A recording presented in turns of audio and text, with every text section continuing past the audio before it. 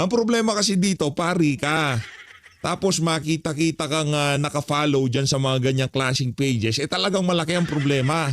Kasi una sa lahat, merong nanghihingi ng dasal-sal sa'yo. Merong nangungumpisal-sal sa'yo.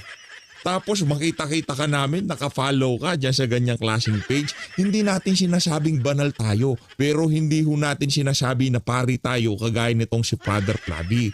At hindi ho natin pinipresenta sarili natin na para bang kung sinong banal sa harap ng social media at sa napakaraming Pilipino. Pero bago ho yan mga kababayan, sa like at sa subscribe. Masaya na ho tayo dyan at sa mga gusto sumali sa ating community, yung join button nandyan lang ho sa baba. At dito rin ho sa video na to, hindi ho natin napasadahan. Hetong si Congressman Mike Defensor dun sa mga naunang video natin, kaya naman dito sa video na to, sasalansanin na natin ang video niya na to. Pero bago yan, at dito rin ho pala sa video na to, itong si Manong Ted Filon, i-interviewin ho nila itong si Prof. Kalilong. Siguro familiar ho kayo doon sa professor na yun, na kung saan laging ini-interview ho yan dyan sa SMNI. Unahin ho natin ang ating video dito sa kung paano tinanggap ng ating mga kababayan o reaksyon ng ating mga kababayan dyan sa mga kabalbalan na yan itong si Father Flavi. Father! Nako. Halimbawa makita natin si Sasrugando Sasot, nakafollow siya dyan sa page na. Wala problema. Hindi naman siya nagbabanal-banalan eh. Di ba? Yan, kung tawagin yan, banal na aso, di ba?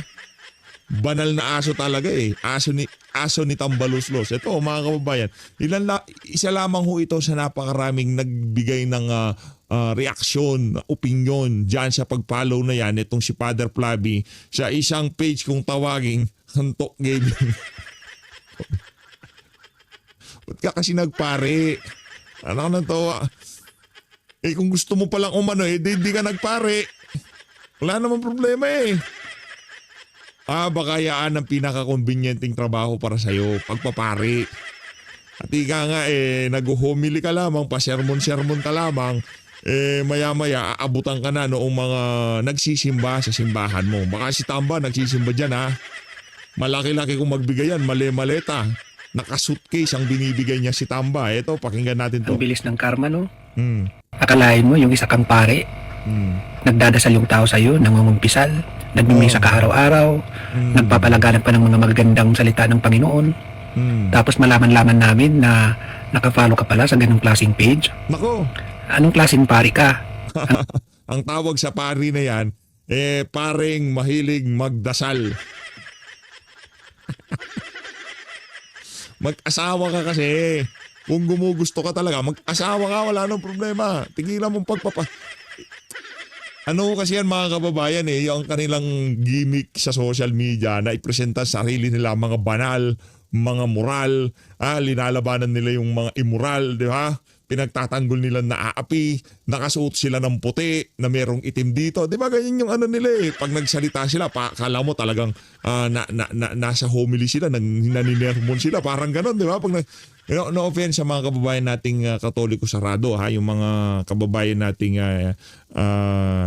Katoliko Romano, hindi ko ho kayo generalize dito.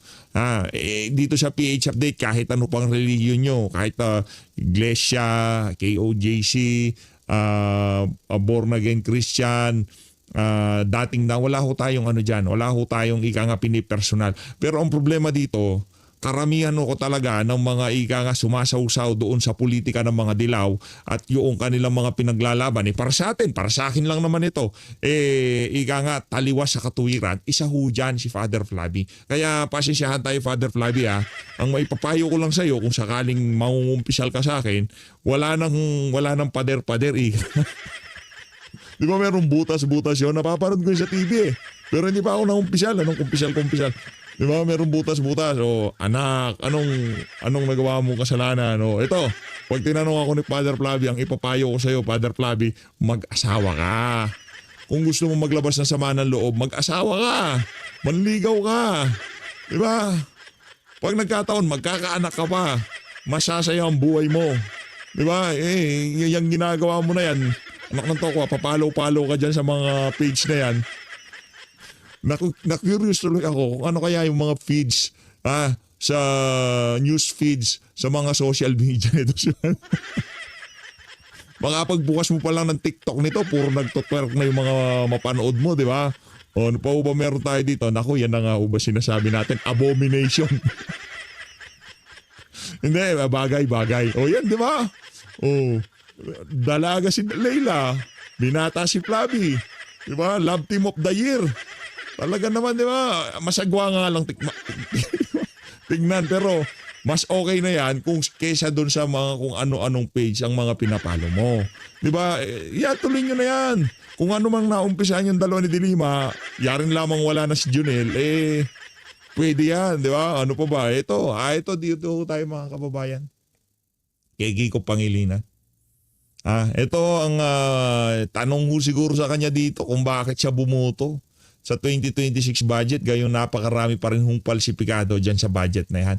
Balita ho natin, hindi naipasa sa tamang oras ang 2026 budget, kaya mag-re-enact tayo ng budget sa unang buwan, unang linggo nitong taon na to. Gagamitin ho natin yung 2025 budget na kung saan talaga namang puno ng napakaraming anomalya. Yan naman ho talaga baka ang pinaplano nila. Kung yan ang pinaplano nila, nakuha na ho nila yung budget na napakaraming insertion at napakaraming ang program appropriation. Ang sabi ho nitong si Kiko Pangilinan, I voted yes because the country needs a budget. Si Raulo ka ba? Si Raulo ka ba, ha? Diba? Halimbawa, ang anak mo, sinabi niya, ang budget niya lang araw-araw, halimbawa, 50 pesos pagpasok niya sa eskwelahan. 50 pesos. Nandiyan na yung pamasahin niya, pangkain niya 50 pesos. Tapos, dahil nga matutulog ka na, hating gabi na, kailangan mo na siyang bigyan ng baon, nang hingi siya ng baon, meron kang 1,000, kailangan mo ng budget, ayan ang 1,000, ganun na lamang. Diba? Hindi mo na pag-aaralan, wala nang pag-aaral, wala nang pagsisiyasat kung yaan bang ibibigay kong pera sa iyo na yan, talagang akbayan sa iyong mga gastusin. Hindi ho ganun ang rason ng isang senador na nasa matinong kaisipan na boboto ako ng yes dahil kailangan nating ng budget, dahil last 2 minutes na. Hindi ho ganun yun. Ang budget ng 2026, ika nga na wala nga yung napakaraming insertion, na wala nga yung napakaraming program appropriation, pero yung kung tawagin maip diba? Na kung saan etong mga politiko na to, kasi yung mga ayuda noon, yung mga akap, tupad, diba? Yung mga yan ginagamit nila pagka meron silang gathering, doon nangyayari ang distribution. Bawat congressman meron 7 million AX, 7 million tupad, 7. Ngayon hindi na ho, dahil nga naman hindi yan kinagat ng sambayan ng Pilipino. Hindi na ho nila doon sa mga kababayan nating nangangailangan. Siyempre, ang sakit di naman ho maiiwasan yan. Hindi naman ho maaari. Kung maaari, pwede na hindi ka magkasakit sa loob ng 1 taon. Pero hindi ho maaari yan. Sa ayot sa gusto mo, lalo na yung mga kababayan natin na walang nakukuwang sapat na nutrisyon dahil sa hirap ng buhay. Kaya napakalapit sa sakit. Ngayon, ang strategy ho nito mga magnanakaw na to, ang ginawa ho nila, yun kung tawagin, yung guarantee letter. Yan, di ba? Ngayon, pagka wala kang pambayad sa hospital, kailangan mong lapitan itong si congressman o kaya naman ito si senator para makapanghingi ng guarantee letter. Imbis na ilagay na doon sa ahensya na kung saan wala nang pakialam yung mga politiko diyan sa pondo na yan, dahil pera rin lang naman yan ng taong bayan, kailangan pa ho nating magmanikluhod dito sa mga politiko na to pagka tayo mangangailangan sa ating mga medical bills, di ba? Guarantee letter. Yan doon ho nila dinala. So wala nang tupad, wala nang akap, di ba? Ngayon, ilinagay ho nila yung bulto ng pera na dapat iaabot nila doon sa mga tao, mga constituent nila, ilinagay ho nila doon para doon sa assistance para sa ating mga kababayan na nangangailangan ng medical assistance. Palakpakan ho natin ang mga magnanakaw na congressman at mga politiko sa ating bayan. Ang galing hunit talaga nila pagka usaping inconvenience kung paano bibigyan ng inconvenience ang ating mga kababayan. Yan ho talaga ang expertise ng mga yan. Kaya naman, Congressman Mike, kailangan mo munang bumalik dyan sa House of Representatives. Huwag mo nang hintayin kaladkarin ka namin dito sa PH Update at ipasok ka namin dyan. De, joke lang. Kailangan mo bumalik dyan, Kong Mike, kasi anak ng towa, puro si Raul mga nasa House of Representatives. Merong ilang mga matitino. Congressman Libiste, Congressman Paulo Duterte, Marcoleta, nandyan ho sila, matitino yan. Pero karamihan mga si Raulo, kaya wag mo nang hintayin kaladkarin ka namin, daling ka namin dyan sa... De, joke lang. Idol natin yan. Ano pa lang, 18 Congress pa yon. Basta noong panahon na sinasabon natin yung ABS-CBN. Dito tayo. Ito na nga ba sinasabi natin? President Bongbong Marcos is doing the hard work. His approach is saving lives, not just making headlines. Saving lives. Nakita mo ba kung gaano karaming namatay dahil sa leptospirosis ng nakalipas na taon? Nakita mo ba kung gaano karaming inanod ng baha ng mga kabataan, mga kababayan natin dahil sa mga flood control nyo? Diyan yung mga insertion, yung mga walang yang congressman kayo. Ha? Hoy Joel Chua, ba't nananahimik ka ngayon? Anong saving lives? Alam mo ba kung gaano kataas ang ating hunger ngayong mga panahon na to? Yung mga involuntary hunger. Di ba? Yung mga kababayan natin gustong kumain pero walang makain dahil sa hirap ng buhay, dahil sadsad ang ating ekonomiya. Dahil kahit gusto nila magtrabaho para makakain, wala silang ganong klaseng oportunidad dahil sa environment na ginawa ng si Raulong presidente na to. Alam mo ba yon? Alam mo ba sinasabi mo, Joel Chua? Kung hindi mo alam, uwa ka ng bato, ipukpok mo sa ulo mo. Ba't ba meron tayong mga ganitong klaseng congressman? O kaya rin lamang, eto tanong mga kababayan, kung sakali ba tumakbo, etong si congressman, etong si former congressman Mike Defensor, inyo ho ba siyang susuportahan? I-comment nyo sa baba. Kasi ako, kahit di pa tumakbo yan, kakampanya ko na yan. Kung may bata mo si PH, bata mo si PH. Next election, kung sakaling party list ka o representative ka ng distrito, bata mo si PH. Suportahan ka namin dito. Kung kailangan natin, hindi yung kagaya ni Chua, merong pwesto, merong pero wala ho tayong nakikitang pakinabang dito sa mga tao na to. Dito tayo kay Congressman Mike Defensor. Pero bago yan, dito ho muna tayo kay Prof. Kalilong. Yan, ikulong ang mga mandarambong. Gay. UST Political Science Department. Okay, Yan. girl. Good morning po, Girl. Professor. Good morning DJ Chacha. Good morning Manong Ted at good morning din po sa lahat ng ating mga kasubaybay. Happy New Year po sa lahat. Happy New Year, Professor, and welcome back to the show. Ito muna pag-usapan natin, nung nakaraang linggo, lumabas po itong dalawang major surveys, one from SWS and then there's one from Pulse Asia, na parehong nagpapakita po nung pagbaba ng trust ratings ng Pangulong Nako. Marcos Jr. Magkaiba Nako. yung eksaktong numbers, pero sinasabi pareho dun sa studies na may kinalaman sa anti-corruption drive, maging sa pagkontrol ng inflation, kung bakit ganito yung naging pagbaba ng trust ratings ng Pangulong Marcos Jr. Pero para sa ating mga pangkaraniwang Pilipino, paano ba natin dapat intindihin etong dalawang surveys na ito? At paano pa ito makakaapekto sa amin? Yung. Well, kung titingnan po natin, ito pong dalawang surveys ito nagpapakita lamang talaga nung tinatawag natin na trajectory nung mga naging pagdaloy, lalong-lalo na nitong mga investigation sa flood control. I think the President missed a very, very important turning point here, no? Particularly in June, July actually, when he had his SONA, I think the momentum was already there because he already said that statement, mahiya naman kayo, and it was really applauded not only by the people in the gallery, but I think by the entire Philippine nation. Pero kasi the months after that, I think we actually saw a drastic slowdown, ano. So nawala nung tinatawag nating momentum at nawala nung mas masasabi nating solid, decisive effect yung kanyang mga ginawa dito sa flood control scandal, to the point that even if there were already a lot of mechanisms already in place, nandiyan na yung mga pasabog ni Zaldico, nandiyan na rin yung mga naghanap na rally, I think it really failed to get that upswing, no? And I think ito yung naging dahilan kung bakit hanggang ngayon wala tayong masasabi na mga mabibigat na mga personalidad at mga malalaking isda na napakulong.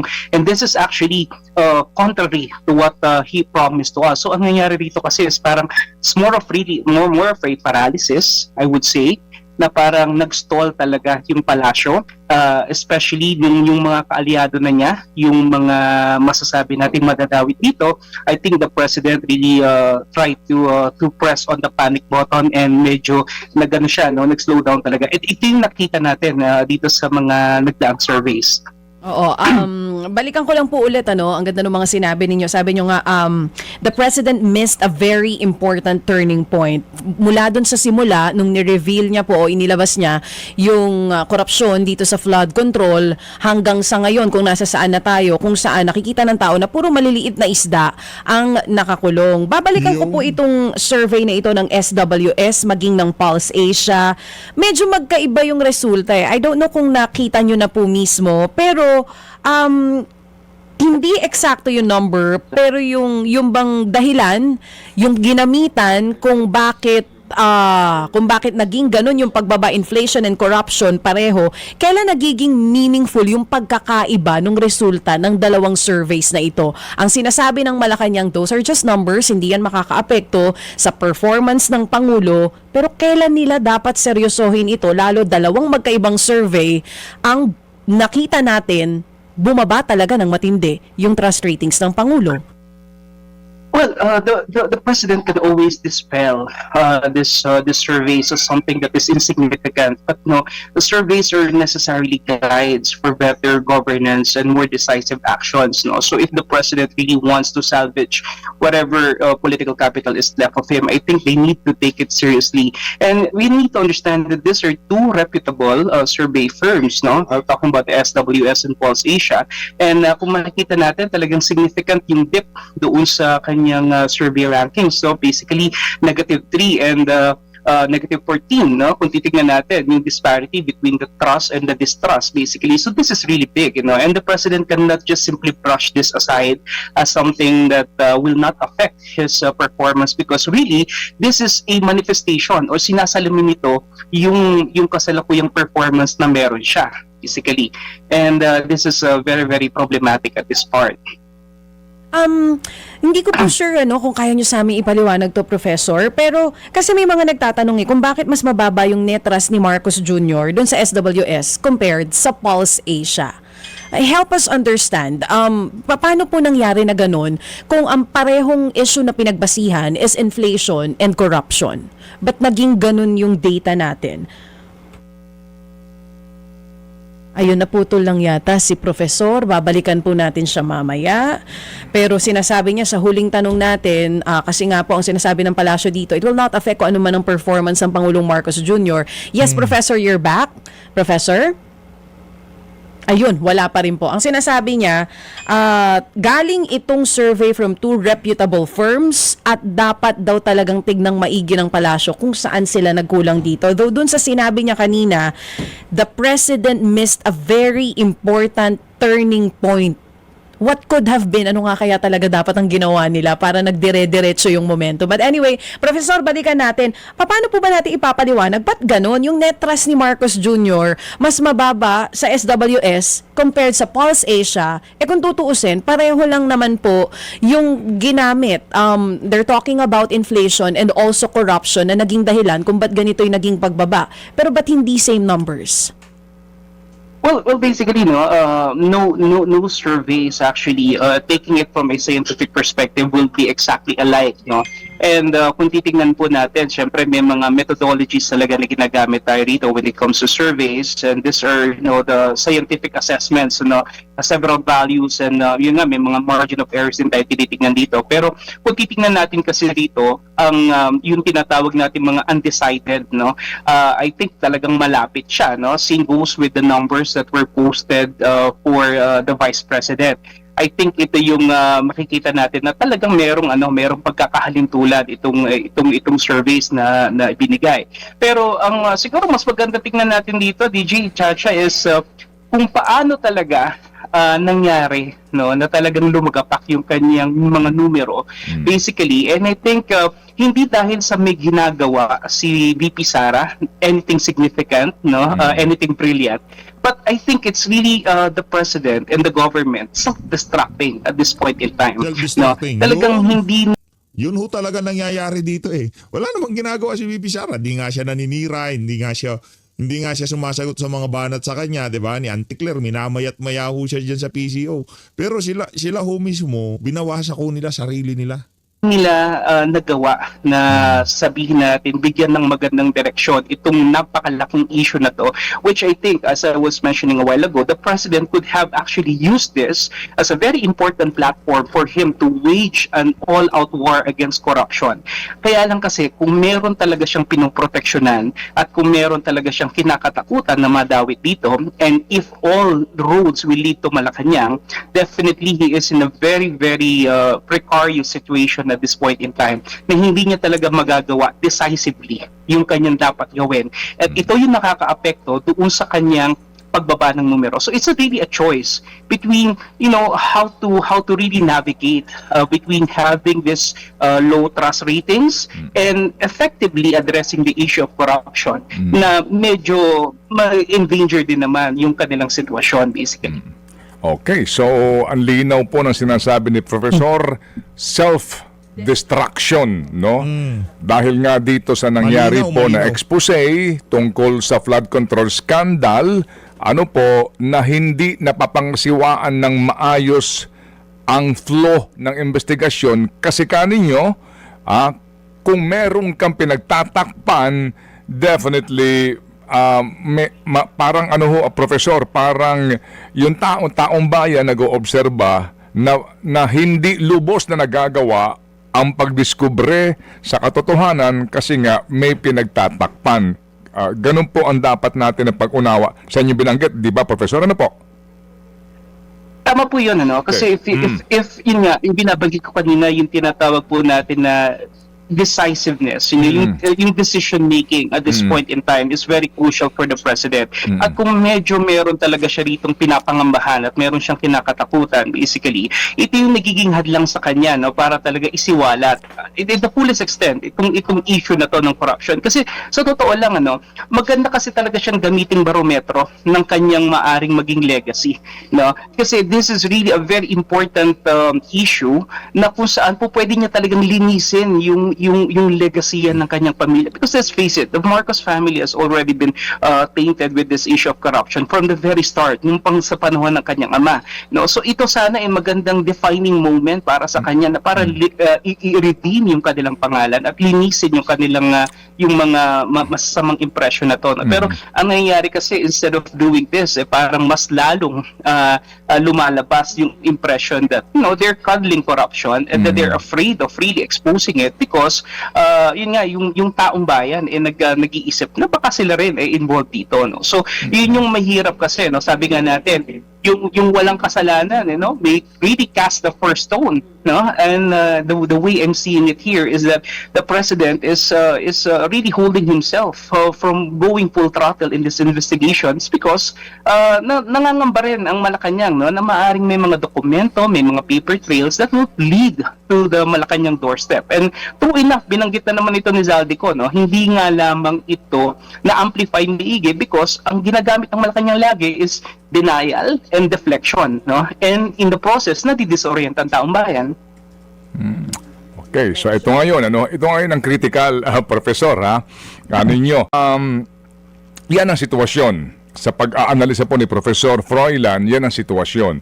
kumbaga hindi mo magawa ng lubos ang gusto mong gawin, Yeah. hindi mo mapangatawanan ang iyong mga pangako kasi nga baka sa bandang dulo nandoon pala o yung dulo ng lubid sa mismong pintuan ng Malacanang, so to Nako. speak.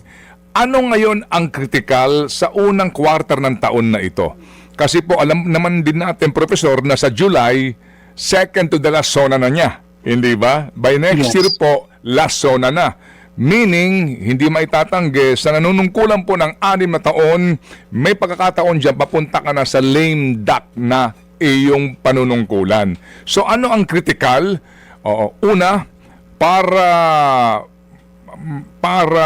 tumaas-taas man lang ang tiwala ng taong bayan sa Pangulong Marcos Jr., itong unang 3 quarter na ito. Ano ang mga kritikal na dapat niyang gawin at ano ang dapat na asahan din natin sa mga obserbasyon mo nga na nangyayari ngayon sa ginagawang investigasyon? Simple lang, Manong Ted, no? Unang-una, kinakailangan talaga magkaroon ng focus yung gobyerno, no? Hindi lang po pwedeng optics, hindi lang po pwede puro rhetorics, no? Kasi I think ang mga kababayan natin is really looking for something na drastic na nagagawin ng ating Pangulo. And for quite some time, no? Nagbigay sila ng mga pahayag, nagbigay sila ng mga assertions that, may mga magkukulong na this time around. Well, I understand the government, no? They really want to come up with an airtight investigation. They really want to come up with very good cases. Pero, yung conviction naman does not really preclude people from being investigated in. So I think what is important here is for the public to know that the wheels of justice is actually moving and that the focus of the president is really there. Ang nangyayari kasi is that instead of focusing head on this issue, nagkakaroon pa nagkakaroon pa ng mga diversions no?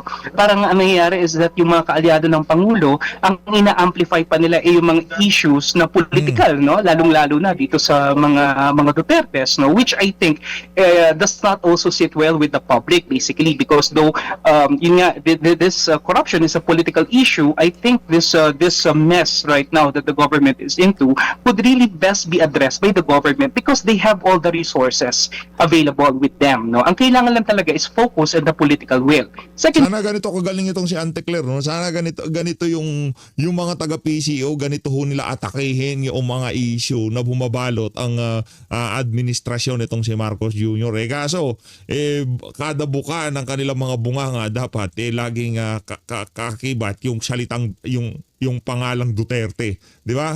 O pagka merong mainit na issue, pangtapal Duterte nung una, gumagana. Pagka medyo palpak itong si Marcos Jr. sa isang aspeto ng pamamahala niya, pantatapal dyan Duterte. O bumagsak ang tulay, kasalanan ni Duterte. Nagbaha, kasalanan ni Duterte. Di ba? Kahit na administrasyon na niya, puro Duterte. Lahat na lang nang nangyayari, puro Duterte. Mahalang ganito, kasalanan ni Duterte. Kaso mga kababayan, mag-aapat na taon na ho itong si Bangag. Di ba? Mag-aapat na taon na ho siya. Mapahanggang sa ngayong mga panahon na to, ang PCO, ang pinagbibintangan lagi, ang pamilya Duterte. hindi kinakailangan din siguro makita ng ating taong bayan na yung decisiveness to control corruption is also invariably connected with effective governance. Kinakailangan mapaayos natin yung ating mga economic imperatives which right now is really not in a very good shape, no? That's why kung maalala natin sa survey, lumalabas doon inflation and unemployment remains to be very important considerations, no? So lumalabas na dahil sa sobrang involved tayo dito sa corruption scandal na to, nawawalan yung government ng focus doon sa iba't ibang mga issues, no? We're one of the countries, I believe, in Southeast Asia that has the lowest tourism revenues for 2025, no? So nakakalungkot na ang dami sanang pwedeng gawin at ibalita sa atin ng gobyerno na magandang ginagawa nila pero medyo nalulunod sila dito sa political noise. I think they need to re-establish that focus. And siguro kailangan din, Manong Ted, no, na tignan din natin how the government will react to other issues. Maraming issues na kinakaharap tayo na hindi nabibigyan ng atensyon ng gobyerno. Halimbawa, ano na nangyari sa Moharlika Fund? What happened to the gold that was sold by the government in the past year? Ano nang nangyari dito sa mga infrastructures na ginagawa natin. Ano nang nangyari sa budget ng halimbawa ng Department of Education o dito sa Department of Health nung sa 2025 gaan. So all of these things, no? Kasi itong flood control para sa akin is just the tip of the iceberg. Mayroon pang mas malalim na mga corruption related matters na hindi pa rin talaga na isasawalat sa atin ng gobyerno. And if the government will actually take the lead or take the charge in making the people understand na mayroon pa palang mas malalaking iskandalo, I think this will somehow make the public realize that the government is really serious about fighting corruption head-on. Gawin nating halimbawa itong Cabral Files o DPWH leaks at ngayon binansagan naman ng palasyo na Leviste Files. Gawin natin halimbawa ito. Sa nangyaring ito, vis-a-vis the reaction and the narrative of the palace. Ano ang iyong analysis doon, Froilan? Well, basically ito nga nangyayari, no. I think we have good people in the persona of Congressman Leviste, same goes with Kiko Barsaga, who is actually very brave about exposing what's really happening, you know. And kung nakikita naman ng Malacanang that the people's sentiments align with their vision itong mga batang-batang kongresista na to, I think the government should also not be oblivious to the demands of the public. Greater scrutiny, and at the same time, huwag nilang i-set aside, huwag nilang baliwalain. Ang nangyayari kasi nababrush aside lahat itong mga isinisawalat nila when in fact these are very integral matters that will really shed light into the issue. Kaya yun nga, nagkakaroon ng impression yung iba sa ating mga kababayan na maaring may mga takipan na nangyayari kasi ito nga, no, maliwanag na, nandito na yung mga files. What the government just need to do is to scrutinize them well, investigate it further, and then eventually file the necessary cases, no? Because, you know, Manong Ted, para sa akin, itong issue ng flood control na to is not really that difficult to begin with. Kasi nga, the paper trails are there, the allegations that were made, the projects are there, the ghost projects and the substandard ones are there. So you just need to really, kumbaga, uncover them. And ito nga, may mga nag-uncover na, pero mukhang pilit ibinabalik ng gobyerno yung takip, no? Para hindi talaga sumambulat at hindi lumabas yung katotohanan. And I think this is what the public is demanding for a long time because justice will always be equated with the truth, no? And for as long as wala sa atin yung katotohanan, hindi natin makakamit yung tunay na hustisya. And this becomes the cornerstone of trust. You know, kaya mababa yung trust is because hindi ibinibigay sa atin yung katotohanan. Ano ang masasabi mo sa ngayon ang dulo na nitong kinahantungan nitong Cabral Files, naging DPWH leaks, ngayon tantawag na Leviste Files, ipinupukol na, ipinapasa na ang bola sa ombudsman. Kumbaga bahala na ang ombudsman dito, doon din tayo nagawi. Oo. Ano ang take mo dito na sa ombudsman ipinapasa ngayon ang pagsasalaysay dito sa appreciation ng mga sinasabing mga dokumento na umano'y nanggaling sa opisina? Nakita naman din natin, no? Nagpunta talaga doon si Ginoong Leviste at nagkita nga sila ng namayapang si Cabral.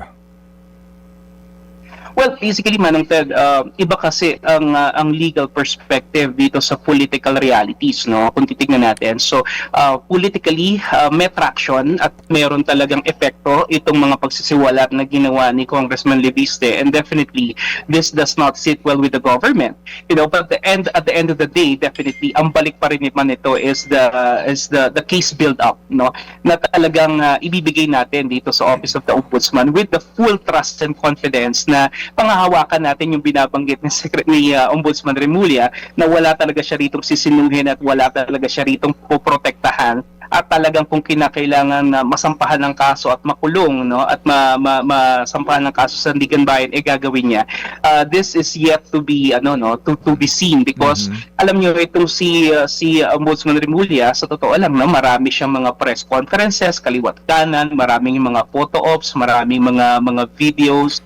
I think more on the optics, no, more on the noise, I would say, but not too much on the accomplishments at this point in time. So maybe this could also be a defining moment for him to really act on this, because yun nga, nandito na yung mga dokumento, no? Ang kailangan lang talaga is pag-aralang maigi, imbestigahan, at yun nga, seryosohin, no? At wag sanang i-set aside as something inadmissible or something to that extent, kasi meron naman talaga, no? At pinapakita sa atin doon ni Congressman Levice. So kumbaga parang Congressman Levice has already taken that bold step, no? He already took the first step towards making the government more accountable. It's now incumbent upon the government to really act on it, and to act on it with swiftness and decisiveness, at yun nga, seryosohin itong mga dokumento na to. Sa mga dokumentong ito na pinag-uusapan natin, ito ho yung sinasabi ni Congressman Leviste.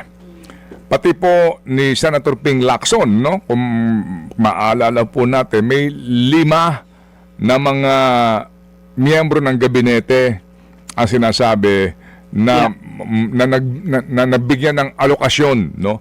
Oo, at nagkaroon nga daw ng parang supposed to be insertion o paglalaan ng pera, may particular na halaga, and then sinasabi daw po may mga proyektong isinusulong. So, when you say cabinet secretaries, official family ng presidente yon, di ba?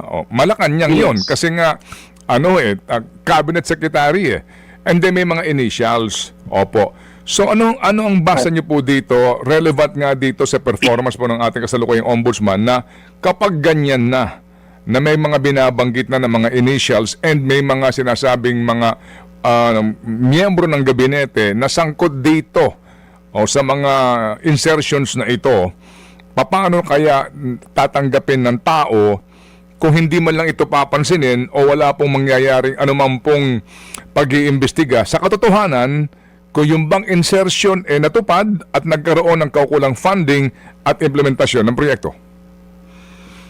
Yun nga yung binabanggit natin, Manong Ted, tama po yun, ano? And I believe that ito pinapadali na talaga, sabi ko nga kanina, where Congressman Levice said, even Kiko Barsagas already paving the way, for us to better understand the dynamics of the issue. Kinakailangan lang talaga dito is pagtuunan talaga ng pansin ng ombudsman na natignan itong mga kaso na to, bulat-lating maigi, at talagang i-scrutinize ng maayos itong mga dokumento, basically, because it will really lead to something. And yes, the cabinet secretaries, if ever they are really involved, or the alter egos of the president. So technically speaking, hindi natin talaga, again, maaring maaring manifestation again that the Malacanang is actually involved in this issue, which I believe, I really believe that the ombudsman should really focus its lens. Ombudsman kasi kayo ng ombudsman, yan tuloy. Merong napabalita na itinakbo daw siya sa ospital. Na-stress na yan si Boying. Ombudsman kasi ng ombudsman ng ombudsman. Anong gagawin niya, di ba? Lahat na lang sinasabihan, ombudsman. Ngayon, ombudsman, wala.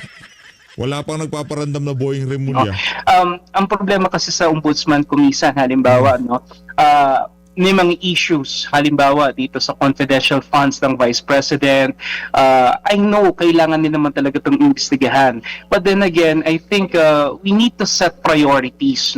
If ang goal kasi natin dito is if the government really wants to increase the trust and satisfaction rating coming from the public, again, based on these surveys, kinakailangan talaga na ang focus ng ating gobyerno kung ano yung pinaka-pressing realities and pressing issues at the moment, which I believe is really the flood control scandal. And kung titignan natin yung last ito bago magbagong taon, yung optimism ng ating mga kababayan relatively for the coming year mababa din, and I think this is related to this political turmoil happening in the country. So I think if the government really is very serious about this, all the instrumentalities, all the agencies should really put all hands on deck to really address this issue once and for all. And this is the only way by which the president may be salvage whatever political capital is left of him. Especially, tama po kayo, he is going to enter the lame duck phase of his presidency by October 2027, the filing of candidacy for the 2028 elections.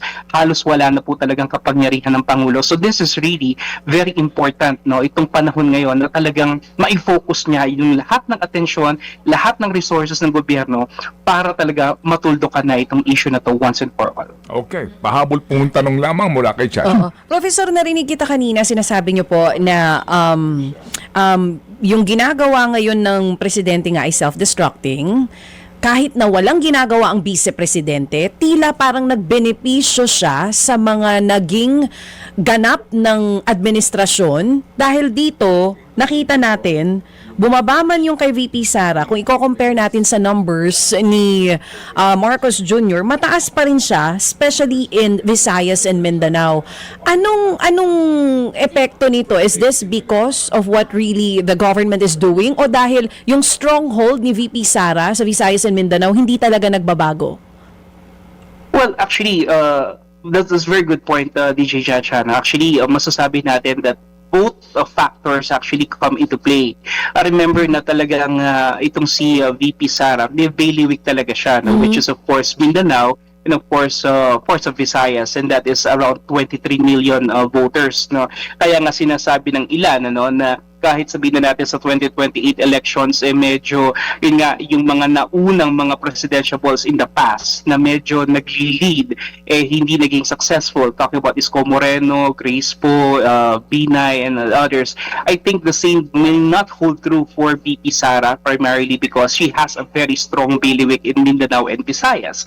So, yun nga, going back to the question, basically, nakita natin dito, politics does not exist in a vacuum. Remember na ang Vice President is just a president in waiting. So all eyes and ears still is focused on the President. And if the President is not doing anything significant, or at least yung perception na walang decisive or bold move na ginagawa ang Pangulo or nakukulangan ng publiko sa ginagawa ng Pangulo, given the fact that he has all the resources, given the fact that he has all the machineries, syempre, yes. ang lalabas dito is that the Vice President, even if she is not doing nothing, may actually tend to get She's some kind of benefiting from leverage. it. Kasi nga, Oo. yes, kasi Oo. sobrang layo ng disparity. Oo. Professor, At dahil dyan, lilipat na ho tayo dito kay Congressman Mike Defensor. Matagal-tagal na ho itong video na to, hindi po ho natin nababanatan. Ito na ho, Congressman Mike Defensor. Ay, magandang umaga po sa inyo lahat. Yes, sir. At syempre, nagtapos na po yung... Hindi na ho tayo si Segue dito, ika nga, ibigay ho natin ang bahagi ng video natin na to kay Congressman Mike Defensor lang. pagdiriwang natin ng Pasko, at kung maalala po ninyo, may pangako po, may pahayag po noon si Pangulong Bongbong Marcos Jr. na may makukulong. Hindi magiging merry ang Christmas po sa mga dawit o sangkot dito sa maanomaliang flood control anomaly. Ano po ang inyong assessment? Masasabi po hinggil nga po dyan sa naging pahayag ng Pangulong Bongbong Marcos Jr. Alam mo naman na Jade Admar, noon pa sinabi ko na dito sa programa rin ninyo, dito sa SMNI, na hindi mangyayari yung ating hinihintay at yung ating inaasahan na merong makukulong, na matataas na opisyal o merong malalim na investigasyon na gaganapin. In fact, ang hilinga lang ng marami, maging transparent lang yung maging investigasyon. Kasi sinabi ko na from day one, may script talaga sila na babatayan. May script silang ginawa na at yun ang kanilang tatapusin. O ano ba yung script na to? Di ba yung script na to, si Saldico ang mastermind, kasama ang mga ilang contractors, ayan, nakasama niya si Diskaya, pagkatapos kasama ang mga ilang kawani ng DPWH, which is si pinakamataas na, si Undersecretary Bernardo. So, yan na yun. Pati sila Alcantara, sila Bryce nga, sila Alcantara, inoferan pa ng witness protection program. So, ito na talaga yung script na gagawin nila at umasa tayo na hanggang dyan na lang yan. Hindi na yan lalalim, hindi na yan, didiin pa, o magtuturo pa na kung sino talaga o makikita talaga natin yung pinakagalamay ng kabuoang operasyon ng sindikato. Opo, at bukod dyan, Kong, mayroong nasawi pa.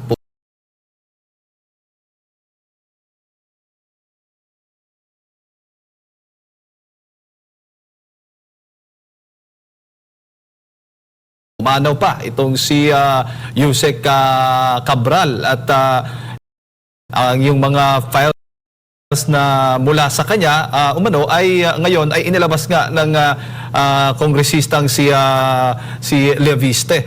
Ano naman po ang inyong masasabi po dito sa naging pasabog naman po ni Congressman Leviste? Kaugnay nga po dito sa mga files mula po kay Yusek Cabral. Alam nyo, nung siguro November of last month, nag-usap na kami ni Congressman Leviste. At doon sa aming pag-usap ni Congressman Leviste, nabanggit niya na sa akin yung files na ibinigay o nakuha niya kay Yusek Cabral. Kaya ako naniniwala na totoo yung hawak niya. May mabinanggit pa nga siya sa aking pangalan. Pero syempre, tinitingnan natin at tinirespeto natin yung pinaliwanag o pinakita ni Congressman Leviste, at sa palagay ko naman sa kanya din, tinitingnan niya na talagang ipapakita to ng DPWH. Kasi yung files na yun, sinabi niya sa akin, may mga malinaw na kung sino ang nakatoka doon sa mga allocation. So hindi na ako magtataka na totoo ba yun o hindi. Totoo yun. Nung pa nga hindi pinag-uusapan niya, nakwento na yan ni Congressman Leviste. At ako'y naniniwala na may kopya naman ng DPWH. Kaya dyan sa labanan, kung totoo ba yan ang hindi, talagang totoo. At nakita niyo naman, ilalabas ni Congressman Leviste yung listahan. In fact, kahapon nga, merong isa tayong kaibigang congressman na tumawag at binanggit nga niya na talaga daw inilalabas ni Congressman Leviste lahat ng mga files, no? Sabi ko nga, at siguro makakausap ko naman si Congressman Leviste na siguro dahan-dahan niyang ilabas, no? Para makita talaga, iba niya na, ginawa niya naman niya yung buo. Pero yung talagang pag-a-analyze kung sino napunta, magkano napunta, dahan-dahanin niya to para makita ng taong bayan. Pero ang problema, Kong Mike, ay ang sagot naman ng mismong DPWH Secretary ay yung mga kopyang hawak ngayon ni Congressman Leviste ay hindi pa daw authenticated. Ano naman po, paano naman po yun makaka-apekto dito sa mga expose na sinasabi nga po ni Congressman Leviste? Alam mo yung authentication, pag kami nagsabi na hindi maganda tungkol sa kanila, katulad nung sinabi ni Gutesa, sinabi ni Saldico, ngayon sinasabi ni Leviste, ang sagot nila parati hindi authenticated. Ito naman kay Congressman Leviste, napakadaling tingnan yan. Titingnan lang nila sa files nila sa DPWH, makikita nila kung nandun yung proyekto. Pupunta sila sa region o kundi kaya sa district, makikita nila kung nabid at nandun talaga yung proyekto. So yung salita na hindi authenticated yung mga dokumentong yan, wala yan. Mga salitang talagang ayaw paniwalaan yung katotohanan. Di ba yung sinabi ni Saldico, nagbigay ako ng 100 billion, buti inamin lang na may 100 billion. Sabi nila, hindi, kailangan pirmahan mo. Sinabi na ng tao, ito yung 100 billion. Tinignan sa proyekto, nakita sa listahan, nandun talaga yung 100 billion. So hindi nila pwede itong basta-basta isang tabi at parating ang sagot nila pag hindi nila gusto yung datos o yung nakikita hindi authenticated. Ang sabi po ng Malacanang, dapat imbestigahan din daw itong kung papaano nakuha ni Congressman Leviste itong itinuturing ng Cabral files. Sir Mike, alin ho ba ang mas importante? Yung imbestigahan kung papaano nakuha o imbestigahan kung yung laman mismo ng files na nakuha po ni Congressman Leviste? Alam mo, J. Dadmar, yung binabanggit ni Congressman Leviste at napakatapang no ginagawa ng batang yan, napakalaking bagay sa ating bansa. Papaliwanag ko, yung on average, ang lumalabas dyan sa hawak niyang dokumento, ang bawat kongresista tumatanggap ng 2 bilyon. Humigit kumulang siguro 500 bilyon hanggang 600 bilyon ang nakukuha ng Kongreso. Dahil dati, may mga proyekto mga congressmen. Ang national government gumagawa ng project. Kunyari gagawa ako ng tulay na magdudugtong ng Luzon, Visayas, Mindanao. Gagawa ako ng railway. Gagawa ako ng dam para sa tubig. gagawa ako ng irigasyon. Ito mga national projects na to kailangan ng ating bansa. Anong ginawa ngayon? Hindi na. Tinilad-tilad nila ang proyekto na ang bawat distrito nagkaroon ng pondo. So you are talking already of almost 500 to 600 billion going to congressional districts, and not because hindi ito dahil kailangan ng proyekto. Pero ito'y kung anong tingin o paniniwala ng isang congressman. Para paliwanag ko pa ng husto, nung ginawa ang flyover sa ikatlong distrito ng Quezon City, 3rd District, ito yung dumadaan ng Ateneo, yan ay isang national project. Yan ang mga kailangan natin. Nung ginawa ang C5 na nagdugtong ng Quezon City, nagdugtong ng Mandaluyong, ng dito sa Ortigas area, padugtong ng Pateros, padugtong ng Taguig, ito'y panibagong daan. Ito ay national project. So napakalaga yung pinapakita ni Congressman Libiste. Hindi dapat ang budget natin tinitilad-tilad at inalalagay sa bawat distrito nang wala tayong programang pang-nasyonal. Wala tayong programang ginagawa. Kailangan ba natin ng train na magdudugtong ng ating mga lugar? Kailangan ba natin ng mga airport? Kailangan ba natin ng, lalo ngayon pagkatag-araw na, ng mga dam para sa tubig? Yan ang dapat imbestigahan, yung nilalaman ng sinasabi ni Congressman Libiste. Can you imagine if you have 1 trillion budget and DPWH and more than half? Kasi hindi lang to yung sinasabi ni Congressman na 2 billion to 3 billion per district. Paano pa yung unprogrammed funds na lumalabas, allocable din yun? Ngayon sa budget ngayon na 2026, ang sinasabi 300 billion na naman ang unprogrammed. So itong batang to dapat pasalamatan natin. Itong batang to dapat bigyan nila ng award dahil nakita niya kaagad na may ganitong ginagawa at kailangan nating hintuin. Kailangan nating baguhin. Opo. At malinaw din, Sir Mike, sa mga expose ni Congressman Libiste na doon pa lamang sa NEP ay makikita na nating may insertions na o may sinatawag nga silang allocable na itong mga kongresista o mga mambabatas bago pa i-transfer doon sa Kongreso para sa mga series of hearings, Sir Mike. Ang ibig sabihin na sinasabi ni Congressman Libiste, talagang gumaling na ng gusto ang korupsyon na ginagawa. Na simula pa lang, doon pa lang sa pagbibigay ng budget ng Pangulo, nakapasok na lahat ang mga sinasabing pork barrel, nakapasok na ang pondo. Ngayon, para ipaliwanag ko yan lalo ng simple sa ating mga kababayan, meron mo tayong bahay, magkakasama tayo sa isang bahay. Ang ginawa ng mga nakatira doon sa bahay, imbis na tingnan ko ano yung kailangan ayusin, kailangan bang ayusin ang bubong, kailangan bang ayusin ang kuryente, kailangan bang ayusin yung sahig. Ang ginawa, ito, may budget kayong lahat. Yung tigi 1 milyon ninyo, ang ginawa na nagpaayos ng kanya-kanyang kwarto. Kaya yung buong bahay nasisira, bumabagsak, tumutulo na yung sa tubig, yung sahig mo, wala na, yung kuryente mo nagkakagulo. Kasi nga, nagpagandahan ng kwarto, kanya-kanya pagpapayos. Yan ang nangyari sa budget natin. Imbis na tingnan natin kung ano yung kabuuan ng kailangan natin dito sa ating bansa, nagkanya-kanya sa mga distrito. Alam mo, napaliktad. Dati, ibibigay ng presidente ang budget, titingnan mo,